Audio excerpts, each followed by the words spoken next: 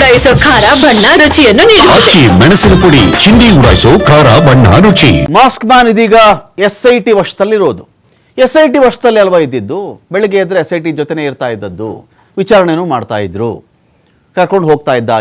ಇದೇ mask man ಸ್ಥಳ ತೋರಿಸ್ತಾ ಇದ್ದ, ಗುಂಡಿ ಅಗಿಸ್ತಾ ಇದ್ದ, JCB ತಗೊಂಬನ್ನಿ ಎಂದ, ಇಟಾಚಿ ತೊಗೊಂಡು ಬನ್ನಿ ಎಂದ, ಅದಾವುದು GPR ಟೆಕ್ನಾಲಜಿ ತಂದುಬಿಡಿ ಅಂತ ಹೇಳ್ದ, 8 ಅಡಿ ಸಾಲಲ್ಲ ಅಂದ, 40 ಅಡಿ ಆಳಕ್ಕೆ ಹೋಗಬೇಕು ಅಂದ. ಎಲ್ಲ ಇದೇ ಮಾಸ್ಕ್ ಮ್ಯಾನ್ ಮಾಡ್ತಾ ಇದ್ದ. SIT ಜೊತೆಗೇನೆ 15-20 ದಿನದಿಂದ ಇದೇ ಮನುಷ್ಯ ಇರೋದು. ಈಗ SIT ವಶ ಅಂದ್ಬಿಟ್ರೆ ಏನಾಗ್ಬಿಡುತ್ತೆ? ಈಗ ಅದೇ SIT ಅಧಿಕಾರಿಗಳೇ, ಅದೇ ಮಾಸ್ಕ್ ಮ್ಯಾನೇ, ಏನಪ್ಪ ಚೇಂಜ್ ಅಂತ ಒಂದು ವಿಷಯ ಇದೆ ಇಲ್ಲಿ. SIT ವಶಕ್ಕೆ ಬರುವುದಕ್ಕೂ ಬೆಳಿಗ್ಗೆಯಿಂದ ಸಂಜೆವರೆಗೂ ಮಾತ್ರ SIT ವ್ಯಾಪ್ತಿಯಲ್ಲಿದ್ದು, SITಯ ಜೊತೆ ಇದ್ದು, ಸಾಯಂಕಾಲ ಆಗ್ತಿದ್ದಂಗೆ ಈತ ಇನ್ನೆಲ್ಲೋ ಮಾಯ ಆಗ್ತಾ ಇದ್ದ. ಯಾವುದೋ ಒಂದಷ್ಟು ಜನ ಆತನಿಗೆ ನಂಬಿಕೆ ಇರತಕ್ಕಂಥ ತಂಡ ಜೊತೆಯಲ್ಲಿ ಈತ ವಾಸ ಮಾಡ್ತಾ ಇದ್ದ ಅನ್ನೋ ವಿಷಯ ಇದೆಯಲ್ಲ, ವ್ಯತ್ಯಾಸಗಳೇನಾಗ್ತವೆ? ಅಕಸ್ಮಾತ್ ಈ ವ್ಯಕ್ತಿ ಸುಳ್ಳು ಹೇಳಿದರೆ ಏನಾಗುತ್ತೆ? ಎಲ್ಲ ವಿಚಾರಕ್ಕೆ ಸಂಬಂಧಪಟ್ಟಂತೆ ನಾನು ಡಿಬೇಟ್ ಸ್ಟಾರ್ಟ್ ಮಾಡ್ತಾ ಇದ್ದೀನಿ. ಪಾಲ್ಗೊಳ್ಳೋದಕ್ಕೆ ನಮ್ಮೊಂದಿಗೆ ಚಲಪತಿ ಅವರಿದ್ದಾರೆ, ನಿವೃತ್ತ ಪೊಲೀಸ್ ಅಧಿಕಾರಿ. ಚಲಪತಿ ಸರ್, ಸ್ವಾಗತ ನಿಮಗೆ ಈ ಒಂದು ಡಿಬೇಟ್ಗೆ.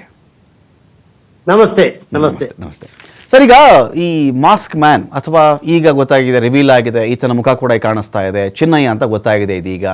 ಈ ಚಿನ್ನಯ್ಯನನ್ನ ಇದೀಗ SIT 10 ದಿನಗಳ ಕಾಲಾವಕಾಶಕ್ಕೆ ಅವಧಿಗೆ ತಮ್ಮ ವಶಕ್ಕೆ ತೆಗೆದುಕೊಂಡಿದ್ದಾರೆ.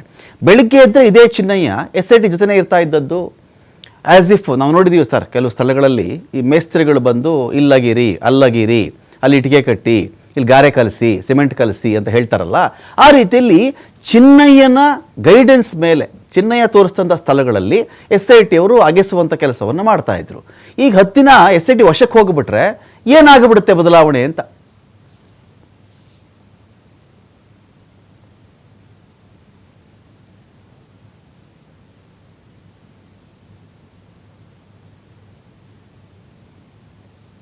ನೋಡಿ, ನಾನು ಮಾತಾಡೋದು ಕೇಳಿಸ್ತಾ ಕೇಳಿಸಿದೆ ಹೇಳಿ ಸರ್, ಕೇಳಿಸಿದೆ ಹೇಳಿ. ನಾನು ಹಿಂದೆನೆ ತಮ್ಮ ಸ್ಟುಡಿಯೋದಲ್ಲಿ ಬಂದು ಹೇಳಿದ್ದೆ, ಈ ತನಿಖೆ ನಿಜ ಹೇಳ್ಬೇಕಂದ್ರೆ ನಾನೇ ಐವ ಆಗಿದ್ರೆ ಈ ಬುರುಡೆ ಎಲ್ಲಿಂದ ಬಂತು ಅಂತಾನೆ ಪ್ರಾರಂಭ ಮಾಡ್ಬೇಕಾಗಿತ್ತು. ಅದಕ್ಕೊಂದು FIR ಹಾಕ್ಬೇಕಾಗಿತ್ತು. ಅದಕ್ಕೆ 302, 201 FIR ಹಾಕಿ ಆಮೇಲೆ ಈ ತನಿಖೆಯನ್ನು ಮುಂದುವರಿಸಿದ್ರೆ ಇಷ್ಟೆಲ್ಲ ಬೆಳವಣಿಗೆಗಳು ಆಗ್ತಾನೆ ಇರ್ಲಿಲ್ಲ. ಮೂಲತಃ ಆ ಬುರುಡೆ ತಗೊಂಬರೋದಿಕ್ಕೆ, ಬುರುಡೆ ಮುಟ್ಟೋದಿಕ್ಕೆ ಅವನಿಗೆ ಅಧಿಕಾರ ಇಲ್ಲ. It is totally the property of the government. ಒಂದು ಬುರುಡೆ ಅಥವಾ ಒಂದು ಸ್ಕಲ್ ತೆಗಿಬೇಕಾದ್ರೆ ಮಿನಿಮಮ್ ಅಸಿಸ್ಟೆಂಟ್ ಕಮಿಷನರ್ ಮುಂದೆ ನಿಂತು ಅವರು ಮಹಜರ್ ಮಾಡಿ ಅವರು ಹೊರಗಡೆ ತೆಗಿಬೇಕಾಗಿರೋದು. ಭೂಮಿಯಿಂದ ಅಗಿಬೇಕಾದ್ರೂ ಅವರೇ ತೆಗಿಸ್ಬೇಕಾಗಿರೋದು. ಈವನ್ ಪೊಲೀಸ್ ಅವ್ರಿಗೂ ಪವರ್ ಇಲ್ಲ. ಇದು ಸ್ಪಷ್ಟವಾಗಿ ನಾನು ಹಿಂದೆ ನನ್ನ ತನಿಖಾ ಕಾಲದಲ್ಲಿ ನಾನು ಮಾಡಿರೋದ್ರಿಂದ ನನಗೆ ಇಷ್ಟು ಸ್ಪಷ್ಟವಾಗಿ ಗೊತ್ತೋದು. ಆ ಬುರುಡೆ ಎಲ್ಲಿಂದ ಬಂತು ಅಂತ ಈ ಪ್ರಶ್ನೆ ಪ್ರಾರಂಭ ಮಾಡಿದ್ರೆ ಇಷ್ಟೆಲ್ಲ ಆಘಾತಕಾರಿ ಬೆಳವಣಿಗೆಗಳು ಆಗ್ತಾನೆ ಇರ್ಲಿಲ್ಲ. ಏನು ಒಬ್ರಿಗೊಬ್ರು ಎಲ್ಲಾರು ನಮ್ಮ ಈ ಹಿಂದೂ ಧರ್ಮವನ್ನ ತುಳಿಲಿಕ್ಕೆ ಮಾಡದಂತ ಒಂದು ಷಡ್ಯಂತ್ರ ಇದು. ಅದ್ರಲ್ಲಿ ಏನು ಎರಡನೇ ಮಾತೇ ಇಲ್ಲ, ಅನುಮಾನನೇ ಇಲ್ಲ. ನೋಡಿ, ಇವನ್ ಹಿಂದೆ ಈಗ ಏನು ಇವರು ಬಂದಿದ್ದಾರೆ ಅಥವಾ 4 ಜನ ಅಥವಾ 5 ಜನ ಏನ್ ಕಂಪ್ಲೇಂಟ್ ಕೊಡಕ್ ಬಂದಿದ್ದಾರೆ ಅಥವಾ ಇದ್ರ ಬಗ್ಗೆ ಮಾತಾಡ್ತಾ ಇದ್ದಾರೆ ಅಂತ ನಾವೇನ್ ತಿಳ್ಕೊಂಡಿದೀವೋ ಅಷ್ಟಕ್ಕೆ ನಾವು ಸೀಮಿತ ಆದ್ರೆ ಅದು ನಮ್ಮ ಮುಟ್ಟಾಳತನದ ಪರಮಾವಧಿ. ಈ ಬಗ್ಗೆ ನಿಜ ಹೇಳ್ಬೇಕಂದ್ರೆ ಇದರ ಹಿಂದೆ ಈ ಷಡ್ಯಂತ್ರ ಮಾಡಿರುವಂತ ಒಂದು ದೊಡ್ಡ ಗ್ಯಾಂಗ್ ಇದೆ. ಈ ಎಲ್ಲಾ ಗ್ಯಾಂಗ್ನ ಪ್ರತಿಯೊಬ್ಬರನ್ನು ಇದರಲ್ಲಿ ಅರೆಸ್ಟ್ ಆಗ್ಬೇಕು. ಆಮೇಲೆ ಸರ್ಕಾರನೂ ಅಷ್ಟೇನೆ ಈ ಕೂಡಲೇ ಯಾವುದೇ ಲೇಟ್ ಮಾಡ್ದಿರಾ ಇದನ್ನ ಈ ಕಠಿಣವಾದ ಕಾನೂನನ್ನ ತರಬೇಕು. ಒಂದು ಅಮೆಂಡ್ಮೆಂಟ್ ಮಾಡಿ ಇದನ್ನ UAPA ಆಕ್ಟ್ ತಗೊಂಡ್ಬಂದು ಒಂದು ಮಿನಿಮಮ್ ಪನಿಷ್ಮೆಂಟ್ ಲೈಫ್ ಇಂಪ್ರಿಸನ್ಮೆಂಟ್, ಸಾಯೋ ತನಕ ಅವ್ರು ಜೈಲಿನಲ್ಲಿ ಇರ್ಬೇಕು. ಒಂದು ಇವರು ಈ ಕ್ರೂರತನಕ್ಕೆ, ಈ ಒಂದು ಹಿಂದೂಗಳನ್ನ ತುಳಿಲಿಕ್ಕೆ ಮಾಡಿರುವಂತ ಈ ಷಡ್ಯಂತ್ರಕ್ಕೆ ಇವ್ರಿಗೆ ಗಲ್ಲು ಶಿಕ್ಷೆನೇ ಆಗ್ಬೇಕು ಅಂತ ಒಂದು ಕಾನೂನನ್ನ ತರಬೇಕು ಅಂತ ನಾನು ಈ ಒತ್ತಾಯಪೂರ್ವಕವಾಗಿ ಹೇಳ್ತಾ ಇದ್ದೀನಿ. ಅದಲ್ಲದೆ ಈ ತನಿಖೆ ಯಾವ ದಿಕ್ಕಿನಲ್ಲಿ ಸಾಗ್ತಾ ಇದೆ ಇದು ನೋಡಿ, ಇದರಿಂದ ಹಲವಾರು ಮುಖಗಳಿದ್ದಾವೆ. ಈಗ ಮುಂದೆ ಈಗ ಹೆಂಗೆ ನಮ್ಮ ಜೊತೆಗಿದ್ರು ಅವ್ರು ಮಾಸ್ಕ್ ಹಾಕೊಂಡ್ ಬರ್ತಿದ್ನೋ, ಮಾಸ್ಕ್ ಹಾಕ್ತಿರನೆ ಇವ್ರ ಹಿಂದೆ ಹಿಂದಿಂಡು ಜನ ಇದಾರೆ. ಅವರನ್ನ ಯಾರು ಅಂತ ಹೊರಗಡೆ ತೆಗಿಬೇಕು. ಅದು ಈಗ ಪೊಲೀಸರಿಗೆ it is a challenging work. ಅಂದ್ರೆ ಈಗ SIT ಜೊತೆಲಿದ್ರೆ ಏನು ಅಂತ ನಾನು ಕೇಳ್ತಾ ಇದ್ದೀನಿ ಸರ್. SIT ವಶದಲ್ಲಿದ್ದಾಗ ಏನು ಬದಲಾವಣೆ ಆಗುತ್ತೆ?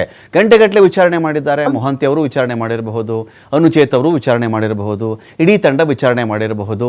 ಈ SIT ಆಗ ವಿಚಾರಣೆ ಮಾಡುವುದಕ್ಕೂ ವಶಕ್ಕೆ ತೆಗೆದುಕೊಂಡು ವಿಚಾರಣೆ ಮಾಡುವುದಕ್ಕೂ ಇರತಕ್ಕಂಥ ಡಿಫ್ರೆನ್ಸ್ ಏನಾಗ್ಬಿಡುತ್ತೆ ಇವಾಗ ಅಂತ ನನ್ನ ಪಾಯಿಂಟ್ ಸರ್. ನೀವು ಒಳ್ಳೆ ಪ್ರಶ್ನೆ ಕೇಳಿದ್ರಿ.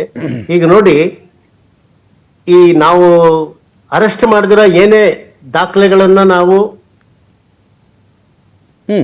ನೋಡಿ, ಅರೆಸ್ಟ್ ಮಾಡಿದಿರಾ ನಾವು ಏನೇ ದಾಖಲೆಗಳನ್ನ ಸೀಸ್ ಮಾಡ್ಲಿಕ್ಕೆ ಆಗೋದಿಲ್ಲ.